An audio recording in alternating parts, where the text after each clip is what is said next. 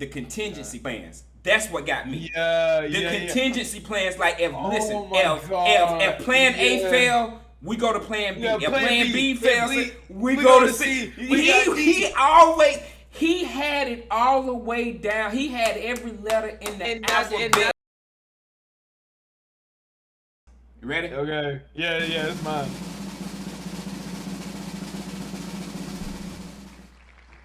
Man, we get all the good ones off the grill. Bro, we don't. Oh my. Para pensar qué cabrones ojalá se me hubiera ocurrido a mí. El profesor. Sin antecedentes, sin registro. La última vez que renovó el DNI fue con 19 años. A todos los efectos, un fantasma. Okay, no, okay, all right. Okay, I'm gonna be real.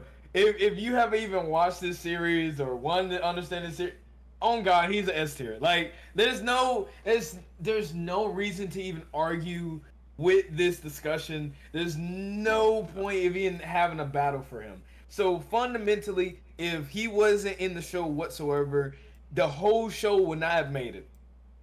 He was pretty much the brains of the whole entire operation, while Berlin was the con artist or the person that was directing everyone inside the bank. So you had two people that was really running it.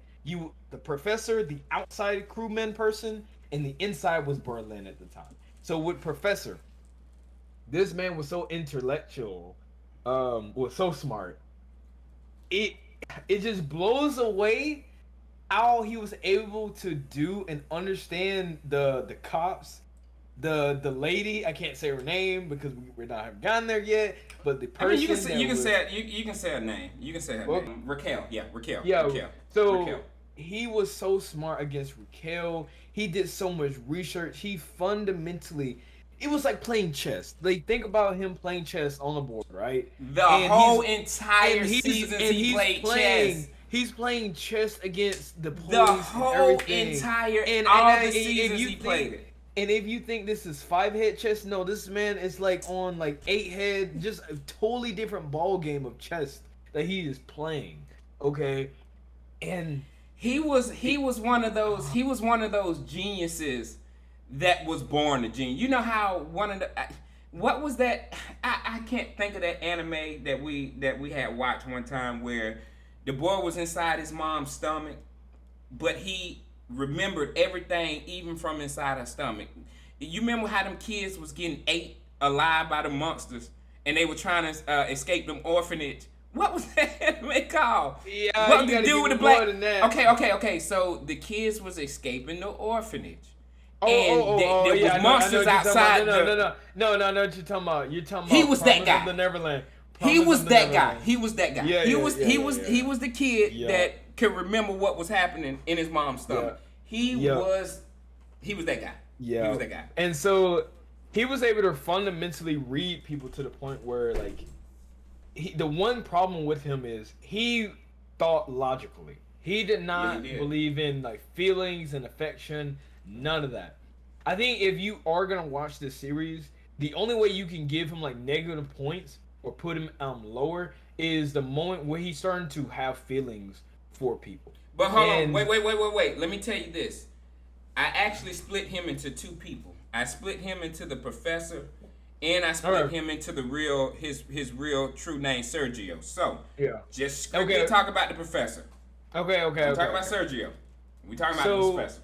With the professor, him as an individual, there was no way to really beat him. He was just fundamentally on a different level. Not just that, it's like I'll be right back. So you had the inside. In the inside, people was calling him a rat, calling him lazy person that didn't want to do the work, etc., etc., etc. He took in his own hands to not only put his other side of him or his other personality at risk, but it paid off so well. There was a moment where he had to get this information. If he didn't, then this cop would have realized that he was the person that was directing them outside the bank. And so he said, all right, bet. So he went to a junkyard, got into like a not suit, but pretty much made himself like a whole hobo. Like fundamentally, it was just so hard to tell. And the whole point was to make sure that A, they didn't get the information that they needed. 2, they he had to make sure that no one got caught, and it was just done so well. He got there early. He played the cops. It was so well done. And right before they realized that he was the person that they were searching for, he was already gone. It was so hard for them to keep up throughout season 1 and season 2. They couldn't even realize who was the professor. They literally wanted any of the heist people that was inside the vault to rat him out. He was so smart that he didn't even tell the crew people, "Hey, look, like I'm not even gonna let you know where I'm gonna be. I'm not even gonna let you know like where's your save points of how to get away from the people and all this." Because in season, I think 2 to 3 or 4 is when they actually succeed in the heist and everything. But he was so smart, he was able to outplay the cops even after they stole all the money and got out.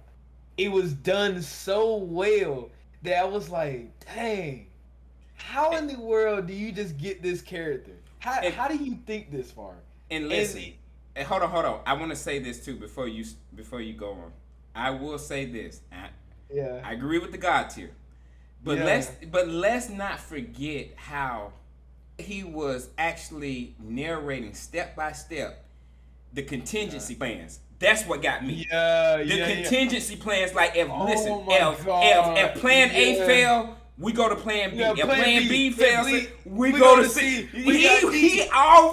He had it all the way down. He had every letter in the alphabet. And not just that, he also knew what people to give the information to that knew to do a role. Yes. Like in season 3 or 4, he told Orlando, he was like, "Look, if this fails, you got to go to this plan." And everyone else was saying like, "What is this plan? What is this plan?" So he only trusted him with this plan because he knew. He knew he was the only person that could do it. So season 4, season 5.